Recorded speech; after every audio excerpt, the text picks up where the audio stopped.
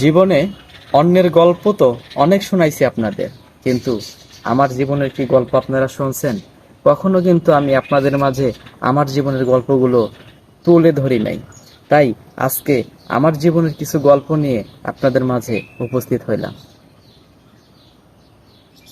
হ্যাঁ, প্রিয় দর্শক শ্রোতা, প্রত্যেকটা মানুষেরই একটা জীবনের সুখ দুঃখের একটা গল্প থাকে। জীবনে ছোট থেকে বড় হয়েছি অনেক কষ্টে।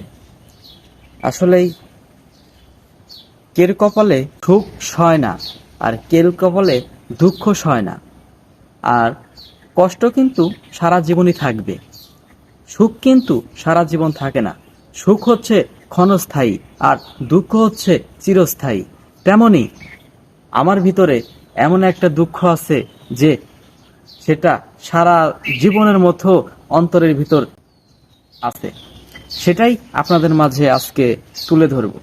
আসলেই এক ভিডিওতেই তো সবকিছু ক্যাপচার করা যায় না, আর ধাপে ধাপে আমি আমার মনের কথাগুলো আপনাদের সাথে শেয়ার করব। তাতে হবে কি, আমার মনটা হালকা হবে।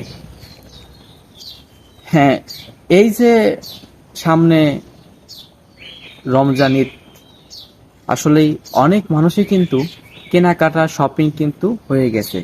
আমাদের মতন যারা মধ্যবিত্ত ঘরের ছেলেপেলেগুলো আছে, এগুলোর কিন্তু স্বপ্নটা বাস্তবায়ন হয় না। স্বপ্নটা স্বপ্ন হয়েই থেকে যায়। এই স্বপ্নগুলো সাকসেস করতে গেলে আমাদেরকে কঠোর পরিশ্রম করতে হয়। আসলেই কঠোর পরিশ্রম করে তারপর কিন্তু হয় না। আমরা কিন্তু গার্মেন্টসে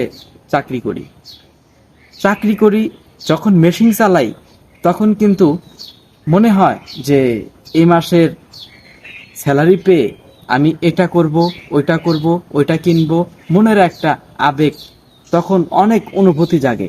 কিন্তু যখন স্যালারি হাতে পাই তখন কিন্তু মানুষের যেগুলো রুম ভাড়া, দোকান বিল, মানুষ যেগুলো পায়, এগুলো এগুলো দিতেই মানে টাকা ডাইন হাত দিয়ে নেওয়া শেষ, বাম হাত দিয়ে খরচা করা অতি তাড়াতাড়ি শেষ হয়ে যায়।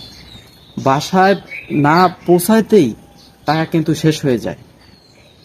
এগুলো বিষয় যারা মধ্যবিত্ত ছেলেপেলেগুলো আছে তারাই কিন্তু অনুভব করতে পারে, এবং তারাই কিন্তু আমাদের মতন কষ্টগুলো তারাও করে, এবং তারাও কিন্তু জানে।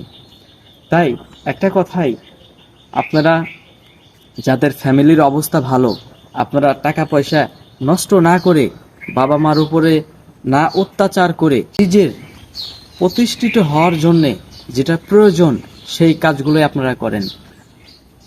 শুধু আউল ফাউল টাকা খরচ করে কোনো লাভ নাই।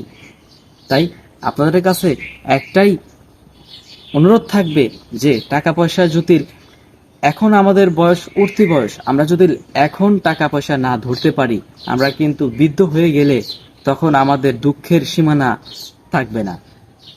তাই আপনাদের কাছে একটাই রিকোয়েস্ট, আপনারা অবশ্যই টাকা পয়সা ব্যয় না করে আয় করার চেষ্টা করেন। এবং আমি এ নিয়ে আরো অনেক ভিডিও আপনাদের মাঝে করব। আসলে মনের কষ্টগুলো তো একসাথে সবকিছু বলা সম্ভব না, ধাপে ধাপে ইনশাল্লাহ আপনাদের মাঝে আমি সব কথাগুলো তুলে ধরব। সবাই ভালো থাকেন, সুস্থ থাকেন, খোদা হাফেজ।